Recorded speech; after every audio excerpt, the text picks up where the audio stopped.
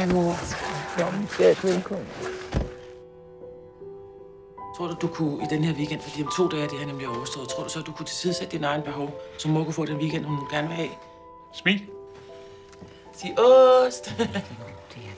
Jeg kunne ikke have tænkt mig et bedre sidste måltid.